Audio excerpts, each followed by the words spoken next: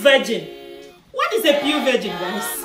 Please leave it in the comment section. What is a pure virgin? Is it okay to touch and fondle or not? Is it okay to kiss or not? Is it okay to lay in bed together or not? Is it okay to exchange naked or nude pictures or not? If you are only following a set of rules and laws without any commitment to Christ, you are on a slippery slope and you are very vulnerable with high susceptibility to fall. If you are a Christian and you have your boundaries, do not feel second class and stay away from company who do not agree with your intimacy boundaries. You are around people who say, I'm a Christian too and I sleep with my boyfriend and I'm still the choir leader in my church. Stay away from them. Hello everyone, welcome to Consistent Place channel. Today we are going to be talking about intimacy in Christian courtship. Before we proceed into this video, I want to take this moment to say thank you to my returning subscribers. And if you are new to this channel, I highly welcome you and I invite you to subscribe to this channel, turn on the notification bell so that you don't have to miss any of our new uploads. So as I said, today we are going to be talking about intimacy in a Christian courtship. I know when we talk of intimacy, we start thinking of sexuality. How far can we go? How far is too far? How far is it sin? So let me let you know this. Physical union, which is sex, is meant to be a physical crown with a long-lasting union of a covenant. I have 10 points today to think about, or 10 templates to use when approaching intimacy in a Christian courtship, so that when you evoke these points, it can actually put you in a balance. Point number 1, when you are in courtship with somebody, you really don't belong to that person yet and you cannot predict the outcome of that relationship because you have not yet taken a covenant or declared some vows, some oaths of till death do us part. So you really don't belong to that person, not just yet. Point number 2, sex is exclusively for marriage, and the question usually is, how far is too far? How far can I go? How close can I go to be too close to sin? 1 Corinthians 6:18 says, flee from immorality. So the question should instead be, how far away from that line can we run or stay away in order to be godly, in order to be pure and honor God together in our courtship? Remember Hebrews 13:4 says, for fornicators and adulterers, God will judge. That takes us to point number 3.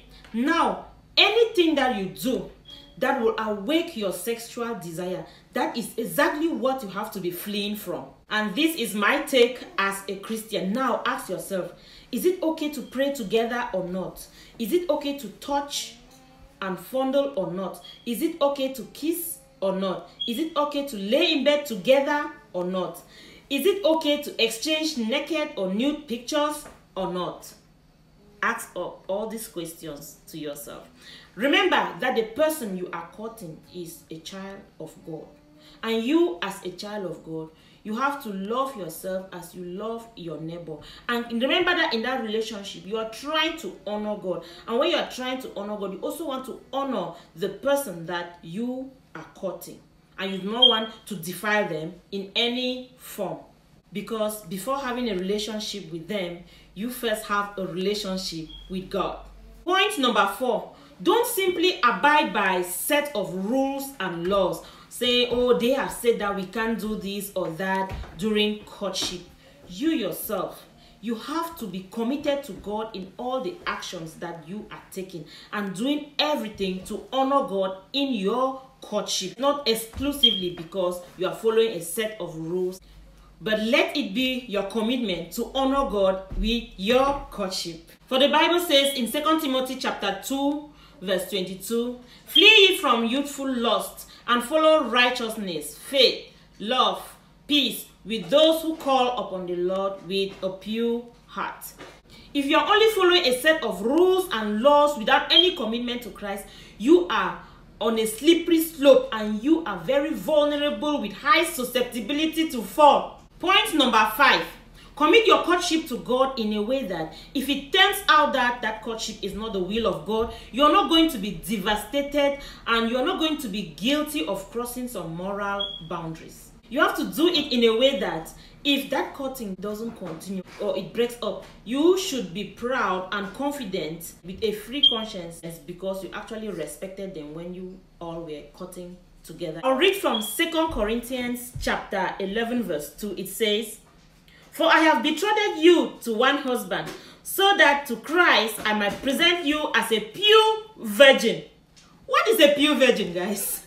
Please leave it in the comment section. What is a pure virgin? So you can't be doing with them what we were exclusively supposed to be doing with your husband, and now the courtship didn't work and they are gone. Point number 6. Set a goal for your wedding day. How do you want to stand before a holy God together with your partner and take the vows or take a covenant, a long-lasting covenant before a holy God? Set that goal and work from that goal. So I'll read from the book of Romans chapter 12 verse 1. "Therefore I urge you, brothers and sisters, in view of God's mercy, to offer your bodies as a living sacrifice, holy and pleasing to God.